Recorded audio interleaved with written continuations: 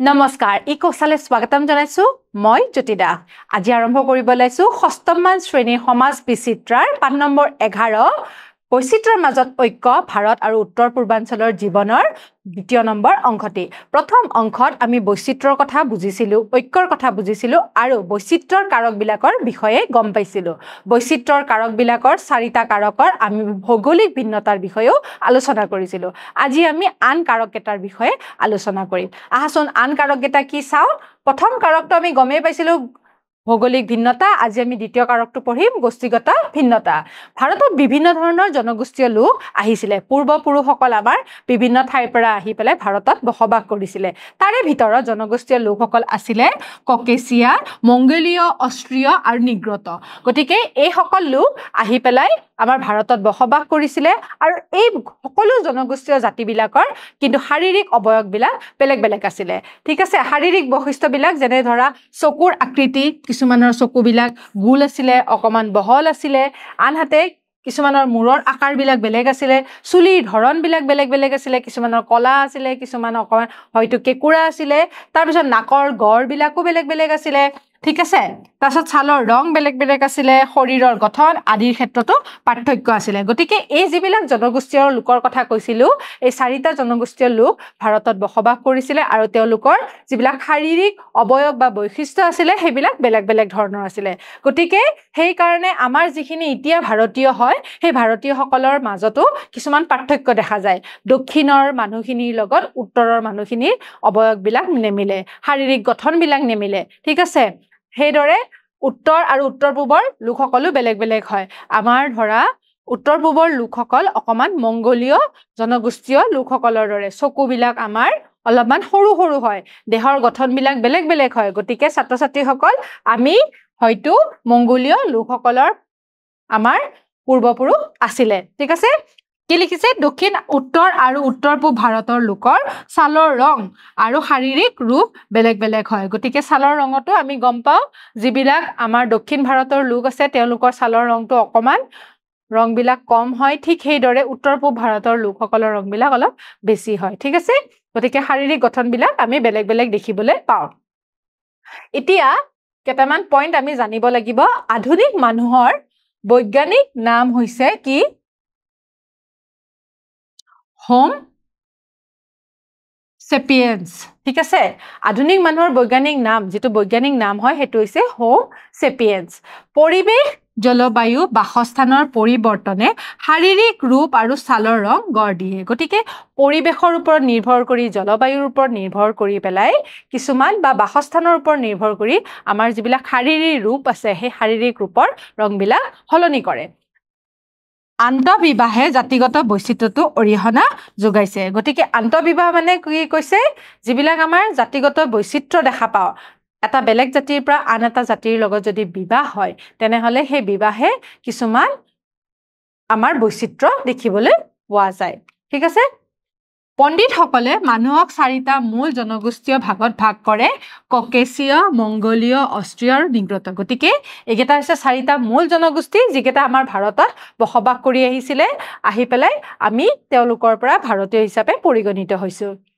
আন্তঃমিশ্ৰণৰ বাবে প্ৰকৃত জনগোষ্ঠী চিনাক্ত কৰাটো কঠিন হয় গতিকে এনেকে বিবাহ পক্ষে বা আন ধৰণে ধৰা লোকসকলে বসবাস কৰাৰ লগে লগে জনগোষ্ঠীবিলাক আমাৰ মিলিত হৈ গৈছে মিলিত হৈ যোৱাৰ লগে লগে কি হৈছে প্ৰকৃত যিটো জনগোষ্ঠী আছে সেইটো আমি ধৰিব পৰাটো অলপ কঠিন হৈ পৰে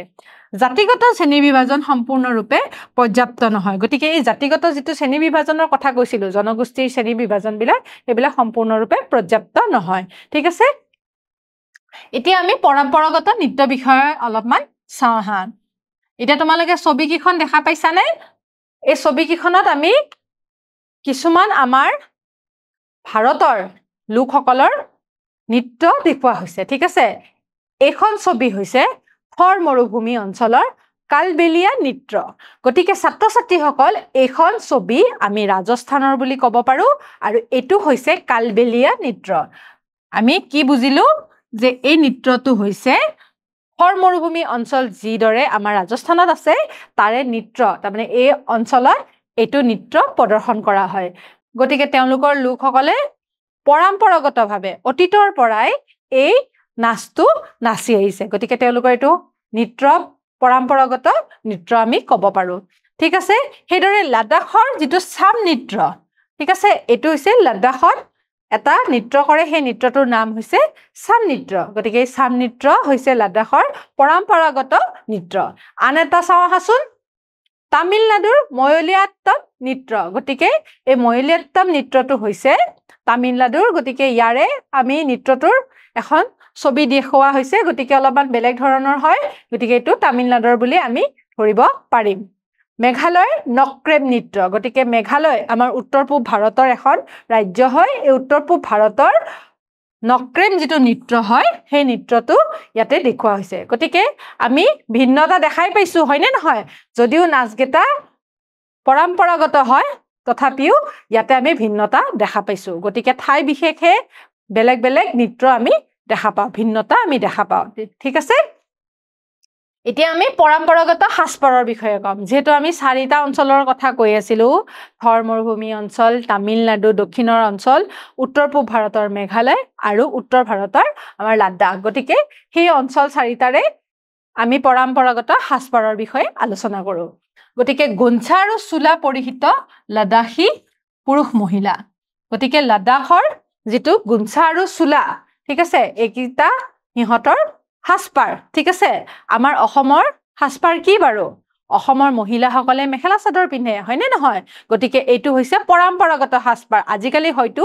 চেঞ্জ হৈছে হয়নে কিন্তু তথাপিতো যেটো আমাৰ পৰম্পৰাগত সাজপাৰ আমি দেখা পাই থাকো আমাৰ মাহঁতে বা আইতাহঁতে পিন্ধিছিলে গতিকে এয়া হৈছে পৰম্পৰাগত সাজপাৰ গতিকে এইটো হৈছে লাডাখৰ গোঞ্চা আৰু চোলা পৰিহিত গতিকে এওঁলোকৰ সাজপাৰযোৰৰ নাম হৈছে গোঞ্চা আৰু চোলা গতিকে লাডাখী লোকসকলে পিন্ধিছে লাডাখৰ লোকসকলে পিন্ধিছে তাৰ পিছত জৈনছেম পৰিহিত খাচী মহিলা গতিকে যেটো খাচী লোকসকল কৰ হয় মেঘালয়ৰ হয় গতিকে উত্তৰ পূব ভাৰতৰ মেঘালয় ৰাজ্যৰ কথা তোমালোকক কৈছিলুৱে গতিকে খাচী সকলে এটা খাচী ড্ৰেছ পিন্ধিছে আৰু ড্ৰেছটোৰ নাম হৈছে সাজপাৰটোৰ নাম হৈছে জৈনছেম গতিকে মনত ৰাখিব চেষ্টা কৰিবা লাডাখী সকলে পিন্ধিছিলে গোঞ্চা আৰু চোলা আৰু মেঘালয় সকলে পিন্ধিছে জৈনছেম সাজপাৰ তাৰ পিছৰ সাজপাৰটো চাওঁচোন এইটো হৈছে ৰাজস্থান বা থৰ মৰুভূমি অঞ্চলৰ এটা সাজপাৰ এই সাজপাৰযোৰ এগৰাকী মহিলাই পিন্ধিছে আৰু এই সাজপাৰযোৰৰ নাম হৈছে ঘাগৰা ঠিক আছে ঘাগৰাটো তোমালোকে শুনিয়ে থাকা গতিকে এইটো হৈছে ৰাজস্থানৰ এটা সাজপাৰ ঠিক আছে এযোৰ সাজপাৰ শাৰী পিন্ধা এগৰাকী তামিল মহিলা গতিকে তামিলনাডুৰ লোকসকলে শাৰী পিন্ধে ঠিক আছে শাৰী বাৰু আমাৰ অসমতো পিন্ধে কিন্তু এইটো আমাৰ পৰম্পৰাগত সাজপাৰ নহয় পৰম্পৰাগত সাজপাৰটো শাৰী হৈছে তামিলসকলৰ ঠিক আছে গতিকে তামিলসকলে শাৰী পিন্ধা এগৰাকী সাজপাৰৰ ফটো দিয়া হৈছে ইয়াতে তোমালোকে ধৰিব পাৰিছানে গতিকে তামিলনাডুৰ চিত্ৰখন আমি ধৰিব পাৰিম এইদৰে যে তামিলনাডুৰ যিটো পৰম্পৰাগত সাজপাৰ আছিলে সেইটো শাৰী হয় ঠিক আছে এতিয়া আমি ধৰ্মীয় ভিন্নতাৰ বিষয়ে পঢ়িম ঠিক আছে অলপ আগত আমি গোষ্ঠীগত ভিন্নতাৰ বিষয়ে গম পালো এতিয়া আমি ধৰ্মীয় ভিন্নতাৰ বিষয়ে গম পাম ধৰ্মীয় ভিন্নতা বুলি কোৱাৰ লগে লগে ছাত্ৰ ছাত্ৰীসকল আমাৰ ভাৰতত বিভিন্ন ধৰ্মৰ লোকে বসবাস কৰে আমাৰ অঞ্চলতে বিভিন্ন ধৰ্মৰ লোক আছে যিদৰে আমাৰ অসমত অসমীয়া মানুহৰ মাজত হিন্দু ধৰ্ম মুছলমান ধৰ্ম তাৰ পিছত আমাৰ ইয়াতে খ্ৰীষ্টিয়ান ধৰ্মৰ লোক বসবাস কৰে সেইদৰে ভাৰতত বিভিন্ন ধৰ্মৰ লোক বসবাস কৰে ধৰা জৈন ধৰ্ম শিখ ধৰ্ম বৌদ্ধ ধৰ্ম এই সকল লোকে ভাৰতত বসবাস কৰে গতিকে বিভিন্ন ধৰণৰ ধৰ্মৰে বিভিন্ন ধৰণৰ বিশ্বাস কিছুমান আছে কিছুমান নীতি নিয়ম আছে গতিকে সেইবিলাকো আমি বিভিন্ন দেখা পাওঁ ঠিক আছে হিন্দু বৌদ্ধ জৈন শিখ ধৰ্মৰ জন্মস্থান ভাৰততে গতিকে হিন্দু ধৰ্ম বৌদ্ধ ধৰ্ম জৈন ধৰ্ম আৰু শিখ ধৰ্ম ভাৰততে জন্ম হৈছে গতিকে ভাৰততে এই ধৰ্মৰ প্ৰচাৰো হৈছিলে ইছলাম খ্ৰীষ্টান ইহুদী ধৰ্মকে ধৰি বিভিন্ন ধৰ্মীয় বিশ্বাসৰ প্ৰসাৰকো আদৰণি জনাইছে ইছলাম ধৰ্ম খ্ৰীষ্টান ধৰ্ম ইহুদী ধৰ্ম এবিলাক বাহিৰৰ পৰা আহিছে কিন্তু ইয়াৰে যেতিয়া আমাৰ ইয়াতে প্ৰসাৰ কৰা হৈছে বা প্ৰচাৰ কৰা হৈছে ইয়াকে আমি আদৰণিও জনাইছো এনেকুৱা নহয় যে অকল এইকেইটা ধৰ্মই আমাৰ ভাৰতত আছে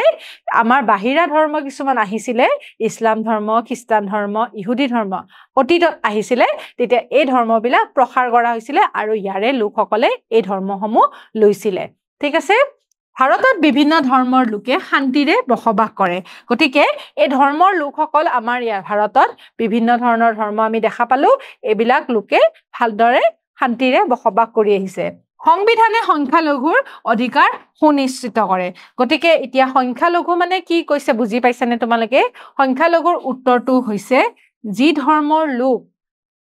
অলপ কম আছে তেওঁলোকক সংখ্যালঘু বুলি কয় আৰু সংখ্যাগৰিষ্ঠ যি ধৰ্মৰ লোক ভাৰতত বেছিকৈ আছে সেয়া সংখ্যাগৰিষ্ঠ বুলি কয় গতিকে ভাৰতত কিছুমান এনেকুৱা ধৰ্ম আছে য'ত সংখ্যালঘুৰ লোক আছে ধৰা মুছলমান ধৰ্ম বা খ্ৰীষ্টান ধৰ্ম বা বৌদ্ধ ধৰ্ম এইসকল লোক আমাৰ ভাৰতত কম পৰিমাণে আছে সেইকাৰণে এওঁলোকক সংখ্যালঘু বুলি কোৱা হয় ঠিক সেইদৰে সংখ্যাগৰিষ্ঠ লোক বুলি কোৱাৰ লগে লগে হিন্দু ধৰ্মৰ লোক ভাৰতত বেছিকৈ বসবাস কৰি আছে কাৰণে এওঁলোকক সংখ্যাগৰিষ্ঠ লোক বুলি কয় আৰু ভাৰতৰ সংবিধানে এই সংখ্যালঘু লোকসকলকো সমান অধিকাৰ পালন কৰিছে আৰু তেওঁলোকৰ যাতে অধিকাৰ সুনিশ্চিত হয় সেয়াও গুৰুত্ব দিছে ঠিক আছে তাৰ পিছৰ পইণ্টটো চাওচোন বিভিন্ন বিশ্বাস ব্যৱস্থা আৰু সংস্কাৰ সকলক সমানে সন্মান কৰা হয় গতিকে বিভিন্ন ধৰণৰ যিবিলাক বিশ্বাস আছে ব্যৱস্থা আছে বা সংস্কাৰ আছে এইবিলাক সমানে সন্মান কৰা হয় আনৰ ক্ষতি নকৰাকৈ নিজৰ ধৰ্ম পালন কৰিলে ভাৰতত ধৰ্ম নিৰপেক্ষতা প্ৰতিফলিত হয় গতিকে আমি জানো ভাৰত এখন ধৰ্ম নিৰপেক্ষ দেশ ইয়াতে সকলো ধৰ্মকে সমান বুলি কোৱা হয় গতিকে যিহেতু আনৰ ধৰ্মকো পালন কৰিবৰ কাৰণে সম্পূৰ্ণ অধিকাৰ দিয়া হৈছে আৰু নিজৰ ধৰ্ম পালন কৰিবৰ কাৰণেও সম্পূৰ্ণ অধিকাৰ দিয়া হৈছে গতিকে সকলো ধৰ্ম একেলগে ভালদৰে বসবাস কৰি আছে গতিকে সংবিধানে আনৰ ধৰ্ম ক্ষতি নকৰাকৈ নিজৰ ধৰ্ম পালন কৰিবৰ কাৰণে ধৰ্ম নিৰপেক্ষতা প্ৰতিফলিত কৰা হৈছে গতিকে ছাত্ৰ ছাত্ৰীসকল ইয়াতে এটা ছবি দিয়া হৈছে এইবিলাক হৈছে আমাৰ ভাৰতত থকা যিকেইটা ধৰ্মীয় লোক আছে তেওঁলোকৰ প্ৰতীক ঠিক আছে এতিয়া তোমালোকক এই চিত্ৰৰ জৰিয়তে তোমালোকক বুজাই দিছো কোনটো ধৰ্মৰ কোনটো প্ৰতীক হয় তোমালোকে এনে ধৰিবই পাৰিছা এইটো হৈছে ওমটো যে আছে এইটো হৈছে হিন্দু ধৰ্মৰ প্ৰতীক এইটো কিহৰ বাৰু এইটো ক'ব পাৰিবানে এইটো হৈছে বৌদ্ধ ধৰ্মৰ ঠিক আছে বৌদ্ধ ধৰ্মৰ প্ৰতীক এইটো হৈছে জৈন ধৰ্মৰ এইটো হৈছে শিখ ধৰ্মৰ এইটো হৈছে ইহুদী ধৰ্মৰ এইটো হৈছে খ্ৰীষ্টান ধৰ্মৰ আৰু এইটো হৈছে মুছলমানসকলৰ প্ৰতীক ঠিক আছে মুছলমান ধৰ্মৰ প্ৰতীক গতিকে আমি এই প্ৰতীককেইটা আৰু এবাৰ কৈ দিছো ওমটো হৈছে হিন্দু ধৰ্মৰ প্ৰতীক তাৰপিছত হৈছে বৌদ্ধ তাৰপিছত হৈছে জৈন তাৰপিছত হৈছে শিখ ধৰ্ম তাৰপিছত হৈছে ইহুদী তাৰপিছত হৈছে খ্ৰীষ্টান তাৰপিছত হৈছে মুছলমান ঠিক আছে গতিকে এই প্ৰতীককেইটা তোমালোকে মনত ৰাখিব চেষ্টা কৰিবা এতিয়া আমি কেইটামান প্ৰশ্ন চাওঁ আহা মহিলাত্তম কোন ৰাজ্যৰ নৃত্য হয় তোমালোকে ক'ব পাৰিবানে কোনখন ৰাজ্যৰ হয় কি কি আছে অপশ্যনত চাওঁচোন গুজৰাট কেৰেলা তামিলনাডু আৰু অসম গতিকে